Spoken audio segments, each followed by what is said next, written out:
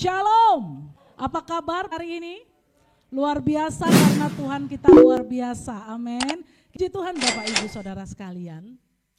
Hari-hari ini kita melihat bahwa situasi-situasi yang kita alami seringkali membuat kita tanpa kita sadari rasa percaya kita kepada Tuhan mulai undur. Amin. Mulai berkurang.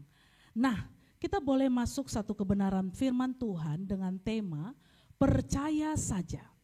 Kita buka dalam Galatia 2 ayat 15 sampai 21. Galatia 2 ayat 15 sampai 21. Dikatakan demikian. Menurut kelahiran kami adalah orang Yahudi dan bukan orang berdosa dari bangsa-bangsa lain. Kamu tahu bahwa tidak seorang pun yang dibenarkan oleh karena melakukan hukum Taurat, tetapi hanya oleh karena iman dalam Kristus Yesus. Sebab itu kami pun telah percaya kepada Kristus Yesus, supaya kami dibenarkan oleh karena iman dalam Kristus dan bukan oleh karena melakukan hukum Taurat. Sebab tidak ada seorang pun yang dibenarkan oleh karena melakukan hukum Taurat. Tetapi jika kami sendiri sementara kami berusaha untuk dibenarkan dalam Kristus, ternyata adalah orang-orang berdosa, apakah hal itu berarti bahwa Kristus adalah pelayan dosa? Sekali-kali tidak. Karena jikalau aku membangun kembali apa yang telah kurombak, aku menyatakan diriku sebagai pelanggar hukum Taurat, sebab aku telah mati oleh hukum Taurat untuk hukum Taurat supaya aku hidup untuk Allah. Aku telah disalibkan dengan Kristus, ayat 20. Namun aku hidup, tetapi bukan lagi aku sendiri yang hidup, melainkan Kristus yang hidup di dalam aku. Dan hidupku yang kuhidupi sekarang di dalam daging adalah hidup oleh iman dalam Anak Allah yang telah mengasihi aku dan menyerahkan dirinya untuk aku. Aku tidak menolak kasih karunia Allah, sebab sekiranya ada kebenaran oleh hukum Taurat, maka sia-sialah kematian Kristus. Bapak Ibu Saudara sekalian, di Galatia 2 ayat 16 katakan, kami pun telah percaya kepada Kristus Yesus supaya kami dibenarkan karena iman di dalam Kristus. Kita percaya bahwa kita dibenarkan karena iman kita percaya kepada Kristus. Amin. Bukan karena ketika kita melakukan hukum Taurat, taat melakukan hukum Taurat. Bahkan Markus 1 ayat 15 berkata demikian.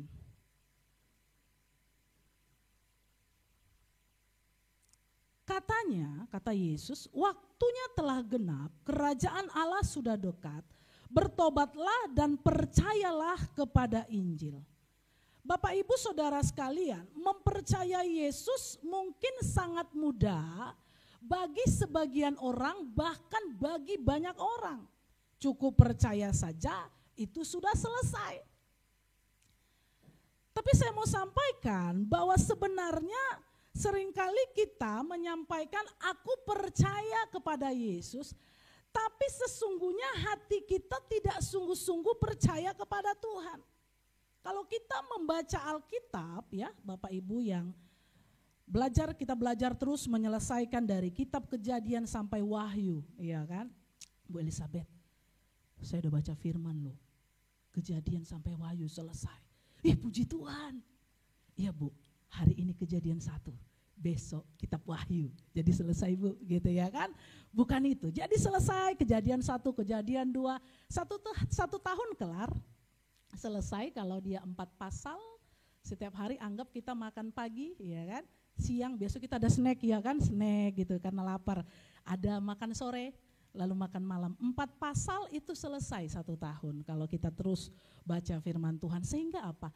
Percaya kita ini bukan sekedar percaya. Kalau kita melihat Alkitab, kata percaya berulang kali disebutkan dalam Alkitab. Kita tahu bahwa kata percaya merupakan kata kerja dari iman dan terjemahan dari bahasa Yunani itu pisteuo, ya.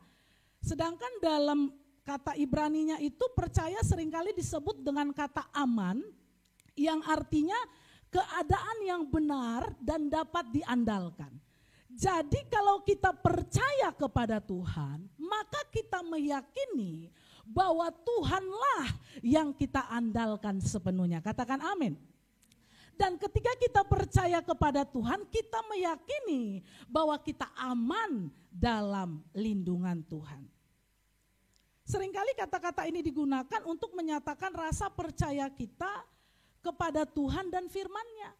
Sehingga sangat penting ketika kita boleh beribadah seperti ini, Bapak Ibu. Kenapa? Karena ibadahlah yang menguatkan iman kita setiap hari. Katakan amin. Contohnya begini, saya mempercayai anak saya sepenuhnya. Lalu saya meletakkan uang di atas meja, saya biarkan aja itu uang. Lalu saya pergi. Ternyata ketika saya sampai di rumah, saya lihat uang itu tidak berkurang. Karena uang itu tidak berkurang, saya percaya kepada anak ini. Lalu saya memberikan beberapa lembar uang itu kepada anak saya. Karena apa? Karena saya percaya ketika saya mempercayakan sesuatu, saya melihat dia tetap setia, maka saya pun mempercayakan hal itu kepadanya. Tapi pertanyaannya, ketika kita mengalami situasi sulit, ketika kita mengalami proses Tuhan, apakah kita sanggup? Apakah kita bisa mempercayakan seutuhnya hidup kita kepada Tuhan? Karena percaya kepada Tuhan, mengandalkan Tuhan sepenuhnya. Berapa banyak di antara kita yang kalau udah punya masalah, bukan tanya Tuhan, doa Tuhan, ini masalahku bagaimana? Bagaimana jalan keluarnya? Kita langsung buru-buru cari jalan keluar, karena udah mendesak ini kebutuhan, akhirnya apa? Kita enggak tanya Tuhan, kita enggak doa, kita cari jalan sendiri, kita utang di mana-mana tanpa bertanya. Kecuali karena bisnis atau hal-hal lain, tapi itu pun bertanyalah kepada Tuhan. Yang masih muda, ya kan? Ibu Elizabeth juga masih muda, ya. Yang masih muda artinya yang belum nikah, cari jodoh, doakan sama Tuhan. Percaya aja, Tuhan pasti bukakan, amin. Tapi jangan juga kuper, ya kan, kurang pergaulan. Saya mau beribadah sepenuhnya. Setelah pulang orang ada nanya, Shalom, saya mau pulang. Wah, dia enggak gaul, ya gimana jodoh mau mendekat, jodoh langsung takut. Ini orang serem, enggak mau gaul gitu ya kan. Atau ketika kita belum dapat pasangan hidup, kita cari itu jodoh online. Wah, sekarang kan udah canggih, saya sering banget dapat SMS jodoh online. Saya heran juga nih. Kok bisa masuk, kok nomor HP saya bisa orang tahu. Tapi kalau kita sudah tahu, jangan coba-coba tekan. Itu namanya mencobai, karena saya tahu saya enggak tekan Bapak Ibu, situs yang ada. Karena apa? Kita mencobai diri kita sendiri. Amsal 3 ayat 5 katakan begini, percayalah kepada Tuhan dengan segenap hatimu dan janganlah bersandar kepada pengertianmu sendiri. Katanya apa? Percayalah kepada Tuhan dengan segenap seluruh hati kita, segenap hidup kita. Enggak setengah-setengah percayanya. Dan jangan bersandar kepada pengertianmu sendiri. Bicara bersandar adalah secara total kita menyerahkan segala sesuatu. Ketika kita duduk, kita bersandar. Kita yakin kan kita enggak akan jatuh. Karena apa? Karena ada sandarannya. Nah, kalau kita bersandar pada pengertian sendiri, bagaimana Tuhan bisa bekerja dalam hidup kita? Karena secara totalitas hidup kita bersandar pada pengertian kita, pikiran kita, mau kita, kehendak kita. Tapi di sini Alkitab katakan, mari kita belajar berserah. Ketika saya menyerahkan sesuatu kepada seorang ibu atau seorang bapak, saya serahkan. Kalau saya sudah serahkan, saya tidak akan ambil lagi ini yang saya sudah serahkan. Saya biarkan kepada orang itu, karena saya sudah serahkan. Tapi kalau saya sudah serahkan, lalu saya ambil lagi, itu bukan penyerahan. Begitu juga kita dengan Tuhan, katakan amin.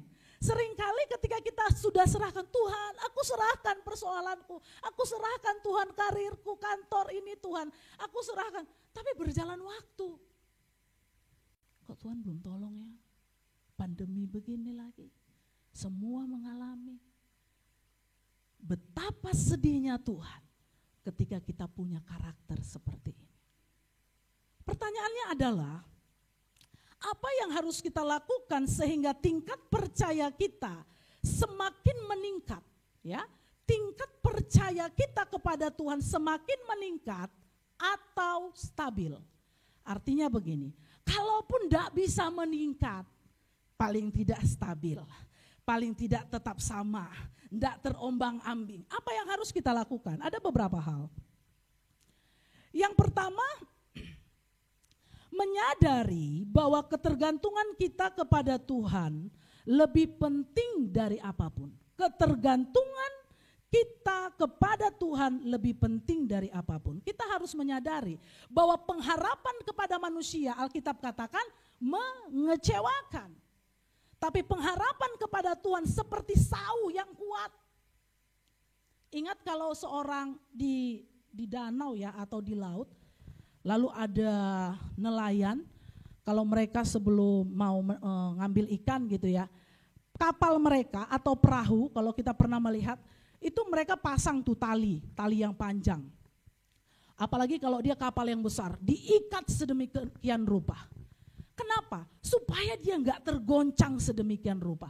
Seperti itu juga pengharapan kita seperti sau yang kuat yang enggak tergoncang oleh apapun. Katakan amin. Ketergantungan ketika kita melihat ada pohon yang tinggi lalu orang bergantung di atasnya. Dia sadar bahwa pohon ini mampu menopang dia sehingga dia tetap bergantung di atas pohon itu. Tapi ketika dia berlari ke kiri atau dia tidak fokus pada apa yang dia gantung, saya yakin dia akan jatuh. Tapi kalau dia fokus pada pohon itu dan dia percaya bahwa tiang-tiang atau daun-daun yang ada, dahan-dahan yang ada itu sanggup menopang dia, dia tidak akan jatuh. Tapi pertanyaannya, seringkali kita tidak menggantungkan hidup kita kepada Tuhan. Karena apa? Ada rasa takut. Situasi yang kita lewati 1 tahun lebih ini semua melanda. Seorang anak cerita, Bu Elizabeth, ini saya dikeluarkan dari perusahaan. Ayo tetap kuat, tetap semangat. Kenapa? Segala sesuatu Tuhan izinkan. Tapi kita boleh lihat betapa berkuasanya Tuhan. Hanya sedikit saja Tuhan berikan, dia hajar sedemikian rupa untuk menyadarkan manusia bahwa manusia tidak bisa berbuat apa-apa tanpa Tuhan. Amin. Hidup kita ini gak ada artinya, gak ada apa-apanya kalau bukan karena Tuhan. Perjuangan kita masih panjang Bapak Ibu. Amin. Karena itu kita jangan menyerah dengan situasi yang ada. Ada seorang Bapak Pendeta, ya kan, dengan seorang jemaat. Ibu ini berkata begini, Bu, Ibu Pendeta, Bapak Pendeta, saya mau cerita. Iya kenapa? Saya sangat takut Pak Pendeta. Suami saya terus mengancam, ingin membunuh saya kalau saya datang ke gereja. Ibu Pendeta sama Bapak Pendeta bilang begini, udah Bu, tetap semangat Bu, jangan takut, pasti Tuhan sertai. Wah ibu ini langsung kuat ya kan, berjalan minggu depannya begitu lagi, Bu, Pak, ya kan saya takut gimana, tetap semangat. Dia cemas, berjalan waktu, si ibu ketemu lagi dengan Ibu Pendeta dan Bapak Pendeta ini. Pak, Bu, suami saya mengancam kenapa? Kalau saya masih ke gereja, saya akan bunuh keluarga Bapak Pendeta sama Ibu Pendeta. Lalu si Ibu Pendeta sama Bapak Pendeta bilang begini, udah gini aja Bu, keluar aja lah ya Ibu dari gereja ya, gak usah gereja lagi katanya. Dia takut, ya kan, kalau yang pertama enggak takut dia, tapi ketika mengena kepada dirinya, dia langsung bilang udah keluar aja lah, cari masalah dia ini, udah keluar aja gitu. Rasa takut. Seringkali rasa takut ini mengenai setiap kita. Takut kontrakan belum dibayar, ya kan? Takut uang sekolah anak belum dibayar. detuk jantung. Tapi Alkitab katakan percaya saja. Amin. 2 Korintus 5 ayat 7 berkata demikian.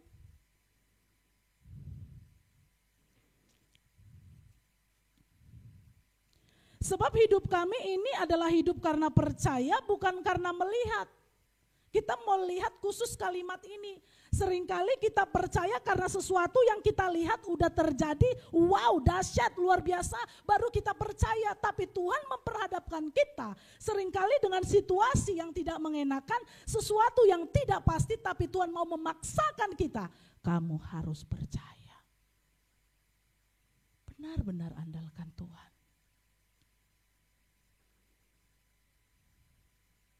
Lalu selanjutnya kita masuk ke poin selanjutnya. Yang kedua, kalau kita ingin meningkatkan rasa percaya kita, jangan ada dosa atau celah dalam hidup kita. Jikalaupun ada, bereskanlah. Artinya begini, ketika kita berkata, Tuhan, aku percaya kepadamu. Aku baca firman, aku lakukan ketaatan, semua aku lakukan. Tapi sampai sekarang biasa saja hidupku.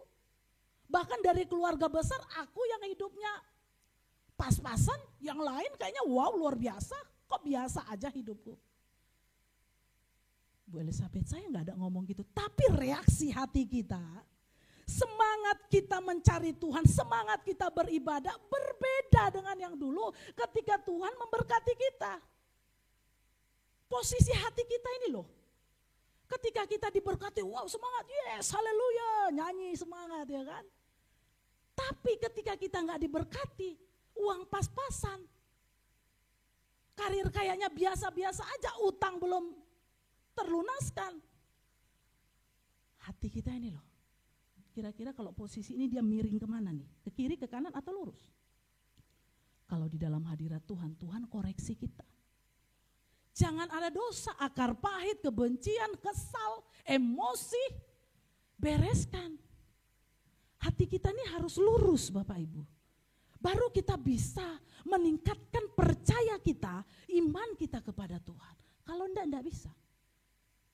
Ketika kita memberkati pekerjaan Tuhan, ketika kita membawa persepuluhan kita kepada Tuhan, kita berpikir, wah aku kembalikan ini.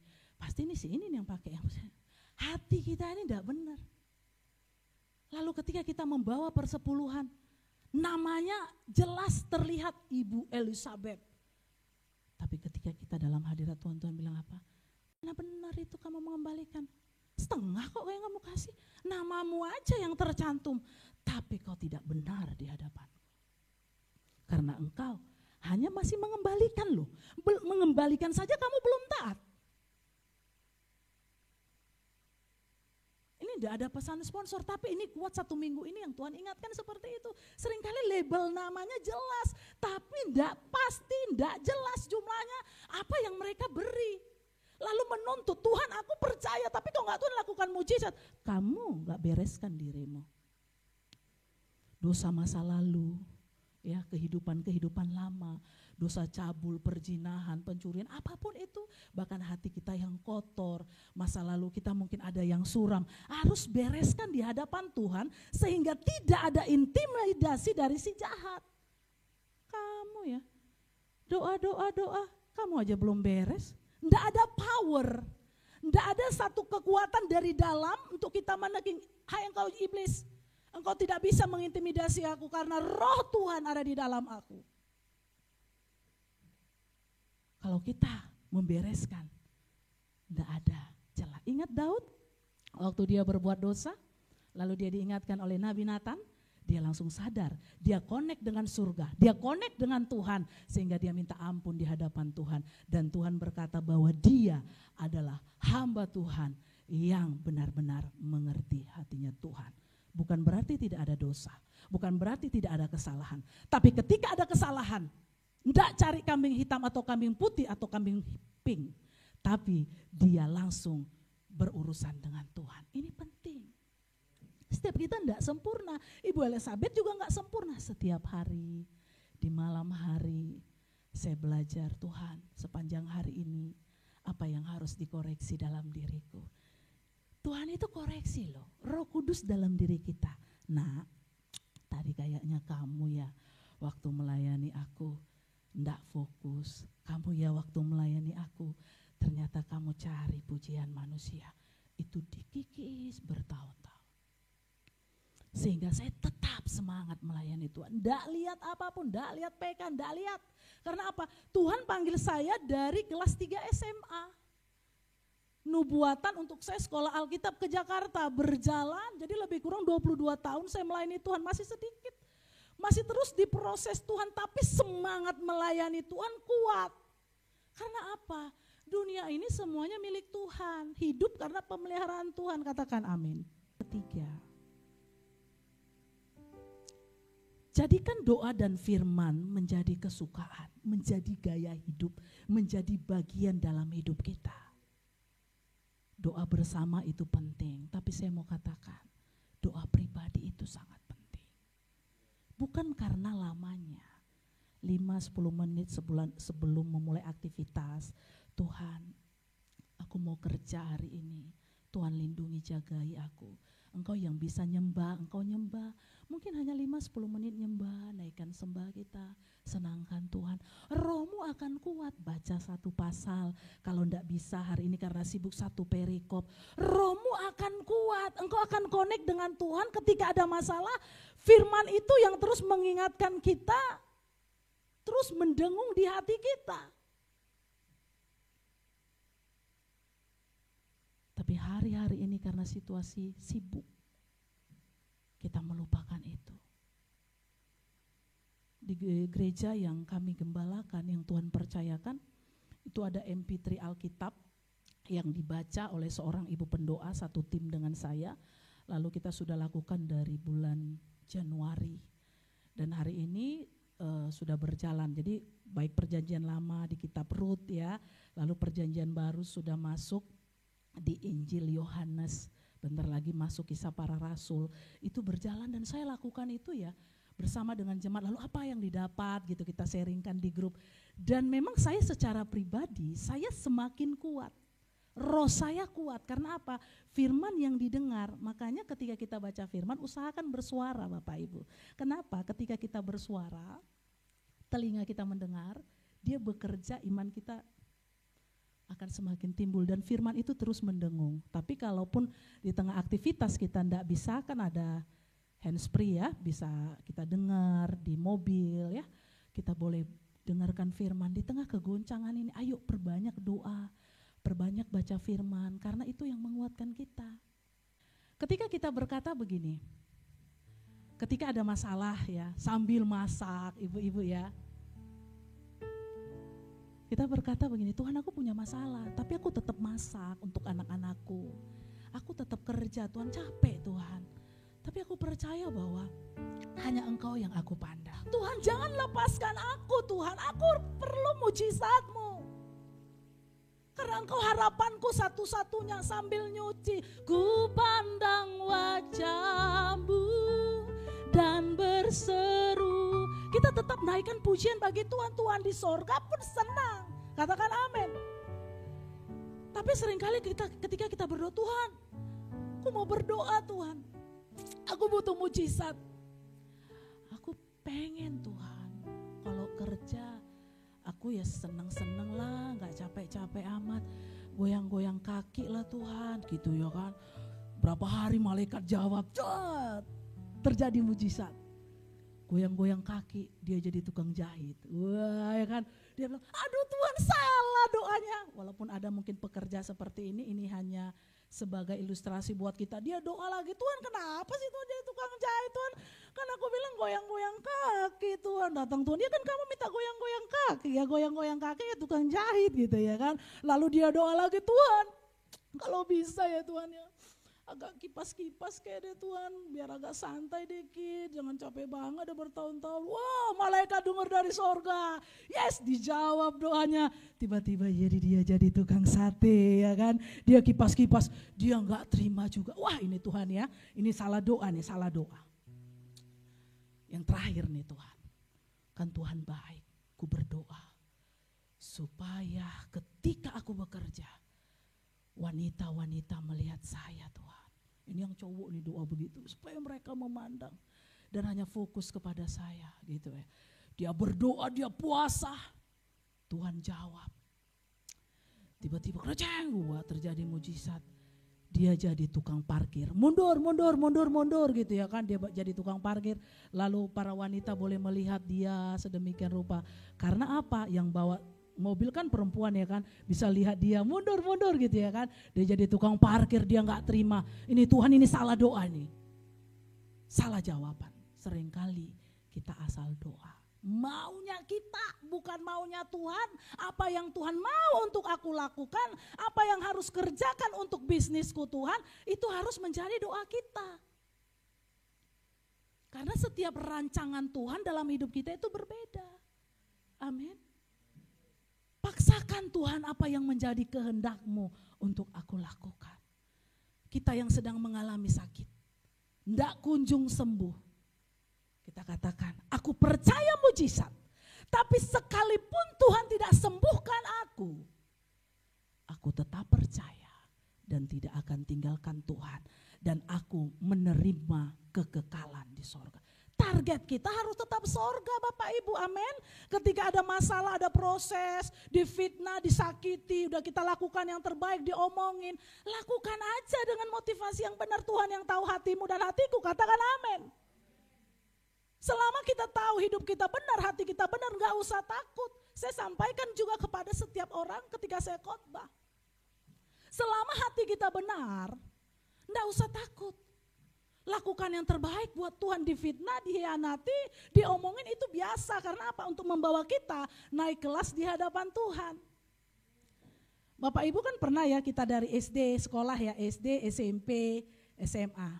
Saya mau tanya, kalau kita sudah selesai kelas 6 SD, masuk SMP, pelajaran kelas 1 SMP kira-kira diulang lagi gak dari kelas 6?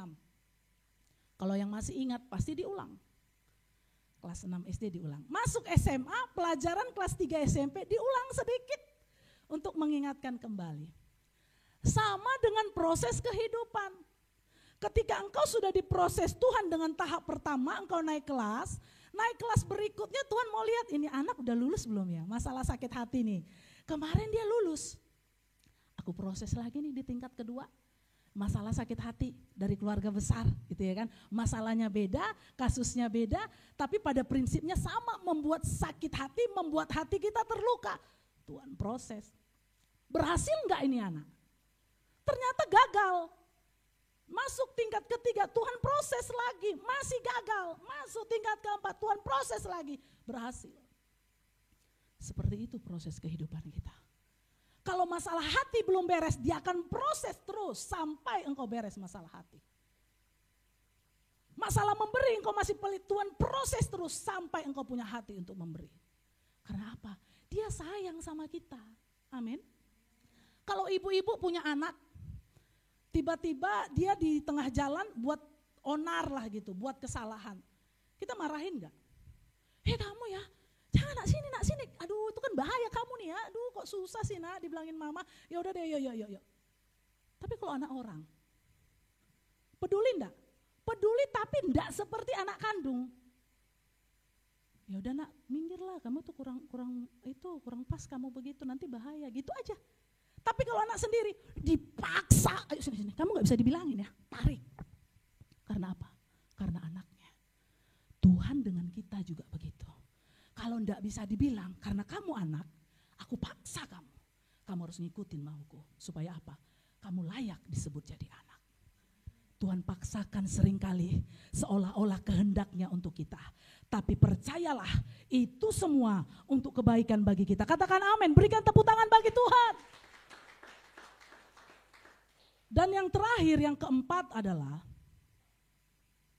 apa katanya di situ? Hati yang selalu bersyukur. Kolose 2 ayat 7 katakan begini, hendaklah kamu berakar di dalam Dia dan dibangun di atas Dia, hendaklah kamu bertambah teguh dalam iman yang telah diajarkan kepadamu, dan hendaklah hatimu melimpah dengan syukur. Melimpah dengan syukur ini berbicara sampai meluber. Ibaratkan ini, air ya, ini kan udah 3/4 ya. Meluber sampai dia tumpah. melimpah. Jadi rasa syukur kita bukan sekedar ngomong bersyukur, tapi engkau menyadari, hatiku penuh sukacita ya. Kayak orang yang bersorak-sorai. Bersorak-sorai dalam kitab Mazmur berkata seperti orang yang bertempik sorak. Bapak-bapak yang suka nonton bola. Kalau tiba-tiba pemainnya bisa membuat satu gol yang luar biasa, teriak kan? Teriaknya gimana? Wow, gitu gak teriaknya? Wih, luar biasa. Pasti, wow, luar biasa, yes. Keluar semua energi dari dalam. Kalau hati kita bersyukur, kita bersorak dari dalam. Roh kita connect dengan Tuhan karena ada sukacita di dalam. Seperti itu Tuhan mau, bukan sekedar lip service doang, ngomongnya bersyukur, tapi hatinya enggak connect dengan Tuhan. Mudah? Enggak mudah. Tapi kalau ini terus kita bereskan 4 hal ini, tingkat percaya kita semakin meningkat. Bahkan mungkin enggak bisa Bu Elizabeth, stabil paling tidak. Enggak bisa Bu Elizabeth, enggak mungkin engkau mundur imanmu kalau engkau pegang 4 hal ini. Mari kita bersyukur. Kalau enggak bisa, Tuhan paksakan hatiku, Tuhan sakit Tuhan, tapi aku melepaskan pengampunan. Kalau kita enggak bereskan, digerogoti hati kita. Alkitab katakan, hati yang gembira adalah obat, semangat yang patah, keringkan tulang. Kalau kita lihat itu terjemahan aslinya, sampai menggerogoti di dalam. Semangat kita yang patah, kita enggak punya semangat, menggerogoti sampai ke dalam, itulah yang membuat bisa tubuh lemah. 5L, lemah, letih, lesu, lunglai, loyo, ya kan? Enggak ada semangat karena apa? Hatimu enggak gembira, enggak kau paksakan hatimu bersukacita sehingga masalah itu menggerogoti tubuhmu. Enggak ada semangat ibadah, enggak ada semangat melayani Tuhan, banyak alasan. Tapi kebenaran ini yang Tuhan sampaikan kepada anak-anakku, bahwa aku mengasihi mereka. Aku mau mereka percaya sepenuhnya kepadaku. Karena itu apapun masalah kita Bapak Ibu, ketika kita berkata, percaya saja. Ketika Tuhan berkata kepada orang-orang yang sakit di Kapernaum, percaya saja. Beberapa waktu lalu Bapak Ibu, waktu saya ke Israel, saya singgah di Kapernaum. Satu tempat yang gak terlalu besar, tapi di situ banyak tempat-tempat Tuhan lakukan mujizat. Air-airnya yang sudah mulai kering. Tapi waktu saya ke sana sampai mereka buat satu patung di mana Tuhan Yesus itu seperti tidur ya patungnya. Lalu saya bertanya, itu artinya apa? Ternyata semasa Tuhan melakukan mujizat, dia tidak mementingkan dirinya. Sampai dia, mungkin secara jasmani dia lelah, tapi dia lakukan mujizat itu di Kapernaum. Banyak mujizat yang Tuhan lakukan. Nah, ketika Tuhan lakukan mujizat seperti itu, Tuhan hanya katakan, imanmu yang menyelamatkan, imanmu yang menyembuhkan. Percaya saja secara total bahwa Tuhan yang ambil alih hidup kita. Kalaupun Tuhan belum kerjakan sesuatu, jangan takut. Jangan takut, tetap percaya. Saya simpulkan firman Tuhan pada siang hari ini. Kalau kita ingin menstabilkan rasa percaya kita atau meningkatkan rasa percaya kita kepada Tuhan, yang pertama menyadari bahwa ketergantungan kita kepada Tuhan lebih penting dari apapun. Yang kedua, jangan ada dosa atau celah dalam hidup kita. Jikalaupun ada, bereskanlah. Yang ketiga, jadikan doa dan firman menjadi kesukaan buat hidup kita. Dan yang keempat, hati yang selalu bersyukur kepada Tuhan. Mari kita datang kepada Tuhan, saya undang kita bangkit berdiri, kita beberapa menit kita masing-masing berdoa kepada Tuhan.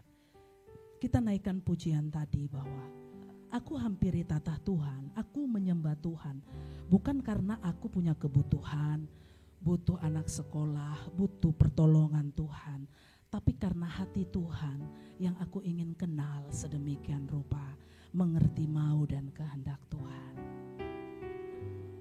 Tuhan, supaya aku mampu melewati proses itu, mampu melewati ujian dari Tuhan, supaya aku naik kelas di hadapan-Mu.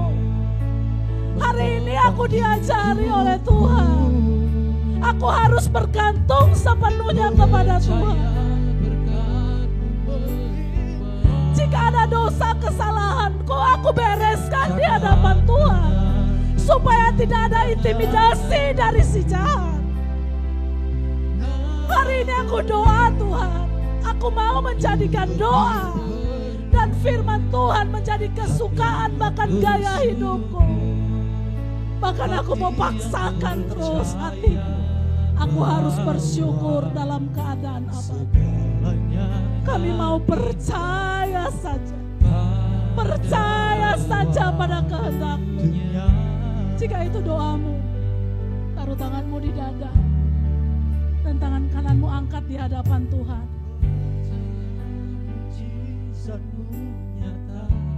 Tuhan hanya ingatkan saya satu hal. Banyak di sini yang hatinya hampa, banyak yang kering. Tapi Roh Kudus ingatkan begini, nah, kamu harus bangkit. Kamu harus bangkit, kamu harus paksakan hatimu. Jangan biarkan hatimu hampa. Kau berkata, Tuhan, aku tidak rasakan hadirat Tuhan. Tapi aku jalani, ya sudah aku jalani. Aku udah umur, ya udah aku jalani. Tapi Tuhan mau kita tetap berkobar, tetap semangat, posisi hati kita tetap sama, baik diberkati ataupun Tuhan belum jawab doa kita. Tapi kita berkata, Tuhan, aku mau kenal Engkau lebih lagi. Jika itu doamu, Engkau angkat tanganmu di hadapan Tuhan. Roh Kudus, mari Engkau jamah setiap kami, sentuh setiap hati, kerjakan mujizat-Mu, kerjakan perkara-perkara yang dahsyat Tuhan dalam nama Yesus. Segala sesuatu yang mengikat dibebaskan dalam nama Yesus.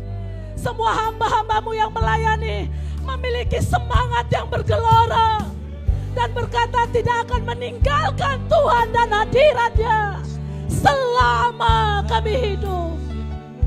Karena yang kami kejar adalah Tuhan. Masalah itu biasa. Selama kami hidup, kami harus fokus pada tujuan kami, yaitu menyenangkan Tuhan dan masuk dalam kerajaan surga. Teguhkan setiap hamba-hamba-Mu. Teguhkan kami untuk setia dan bayar harga. Hirabatakaya syehete karala bala-bala-bayasa. Hirababata karala bala-bala-bala-bala-bayasa. Bangkitkan roh anak-anak-Mu. Bangkitkan semangat-Mu. Cintai Dia lebih dari apapun. Dia mengasihi tempat ini. Dia mengasihi Engkau. Hiralabaya sete karalabaya sete. Hirabababata karalabaya sete. Engkau mau sembah, Engkau berdoa, Engkau mau sampaikan hatimu kepada Tuhan. Hirabatakaya syehete karalabayasa. Semangat kami tidak dibatasi oleh sedikit banyaknya, tapi kami melihat Tuhan yang ada di tempat ini. Kami melihat Engkau mengasihi tempat ini. Karena Engkau menemukan orang-orang yang mau bayar harga, orang-orang yang mau berkomitmen, itu yang Engkau cari.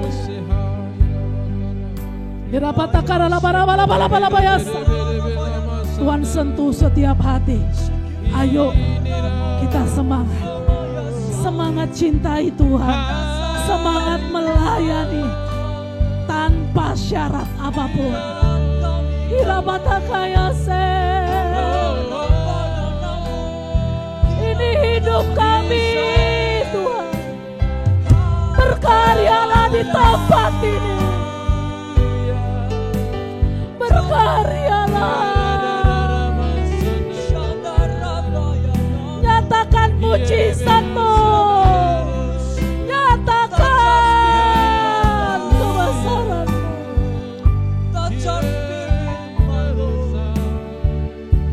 Pikiran-pikiran yang mulai kusut, pikiran-pikiran yang berkecamuk di dalam pikiran kita, Ibu-ibu yang mengalami tekanan, saya hanya diingatkan begini, banyak seperti yang pikirannya seperti yang kusut, benang-benang yang amburadul. Tapi dalam hadirat Tuhan, ayo tenangkan pikiran kita, tenangkan. Jangan batasi cara kerjaku, nak, kata Tuhan. Jangan batasi cara kerjaku. Hirapatakaya syehete karalabaya satakarala. Jangan batasi cara kerjaku, karena cara kerja Tuhan tidak bisa dengan logika manusia. Ayo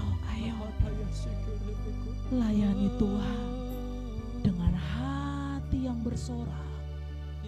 Engkau bangga memilikinya, dan sampai dia berkata, aku bangga memilikimu, nak. Aku bangga menjadikan engkau hambaku. Aku bangga menjadikan engkau anakku. Aku bangga memiliki engkau. Itu tujuan kita. Tuhan bangga atas hidupmu dan hidupku. Terima kasih Tuhan, terima kasih.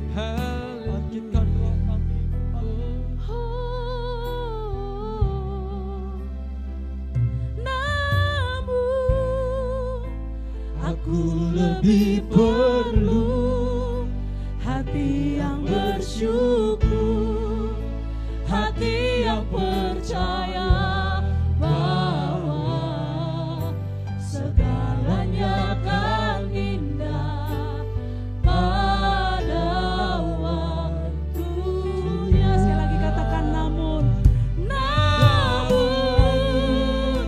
aku lebih perlu hati yang bersyukur, hati yang percaya bahwa segalanya akan indah pada waktunya.